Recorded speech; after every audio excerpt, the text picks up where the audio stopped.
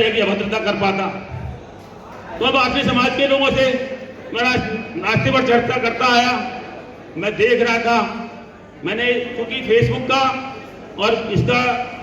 WhatsApp का जमाना है, मैंने यूट्यूब चैनलों पर देखा है पूरे देश में ये शर्मसार करने वाली घटना का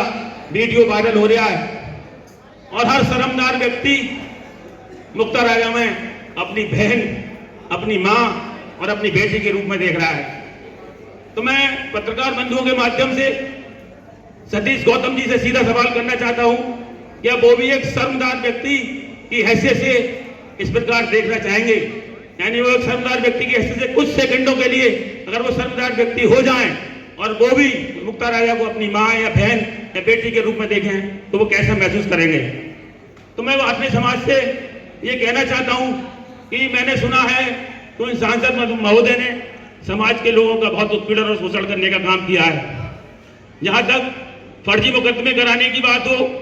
जहां तक पैसे लेने की बात हो, वसूली करने की बात हो, जमीनों पर कब्जे करने की बात हो, इन बातों को सहन किया जा सकता है। लेकिन जब हमारे समाज की महिलाओं के साथ में, बहन बेटियों के साथ में अगर इस तरह की हरकतें होंगी तो हमें शांत नहीं रहना चाहिए। मैं निश्चित रूप से मैं अखिल भारतीय वैश्य महासम्मेलन का राष्ट्रीय कार्यकारी सदस्य होने के नाते भी आप लोगों को ये विश्वास और भरोसा दिलाना चाहता हूं कि मैं राष्ट्रीय कार्य समिति में इस बात को रखूंगा और 28 अक्टूबर के लिए हम जो है लखनऊ में एक बड़ी रैली कर रहे हैं वैश्य समाज के सम्मान में, तो निश्चित रूप से मैं इस बात को अगर आप लोग कहेंगे तो वहां भी रखूंगा। आप बताइए कि हमारे समाज की बहन बेटी के साथ में अगर कोई इस तरह की हरकत करे तो उसे माकूल जवाब देना चाहिए कि नहीं देना चाहिए? मैं आप लोगों से ही पूछना चाहता हूं कि आज तक वासने समाज जहां अलीगढ़ की राजधानी कही जाती है, जहां अलीगढ़ में वासने समाज की राजधानी कही जाती है, आज तक किसी ने दो शब्द इस पर नहीं बोले, बल्कि इस बात को इंतजार करते रहे कि वो हमारे समाज की महिला, वो हमारे समाज की विधवा विधायक अपनी जुबान खोले और आपके आगे मदद की बात करें। हमें खुद शर्मसार करने वाली घटना पे हमें खुद बोलना चाहिए। मैं निश्चित रूप से अगर वासने समाज का इसी प्रकार शोषण होता रहा तो वो दिन दूर नहीं है कि जिसकी कल्पना आप स्वयं कर रहे होंगे। आज भारतीय जनता पार्टी की बात करें तो भारतीय जनता पार्टी उस प्रकार से उस घटना के भारतीय जनता पार्टी के सैनिक जो वहां पर मौजूद थे वो इस प्रकार से देखते रहे जैसे दुर्योधन चीर-हरण करता रहा और बाकी की उनकी सेना देखती रही। माननीय प्रधानमंत्री जी का मैं आभार व्यक्त करना चाहता हूं कि उन्होंने बेटी बचाओ का नारा दिया, लेकिन उन सांसद महोदय ने उस नारे में एक शब्द और जोड़ने का काम किया कि हमसे।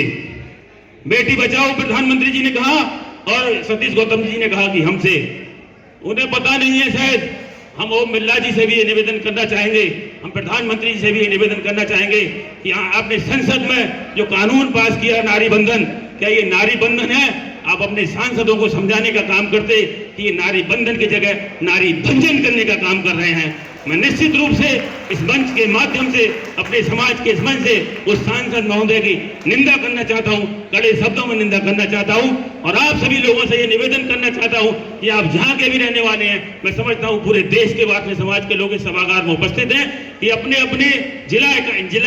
अधिकारियों के माध्यम से एक निंदा प्रस्ताव माननीय प्रधानमंत्री जी के लिए और माननीय लोकसभा स्पीकर को भेजने का काम करेंगे। तो इन्हीं शब्दों के साथ मैं अपनी वाणी को विराम देता हूं। जय हिंद, जय भारत, जय वासने समाज।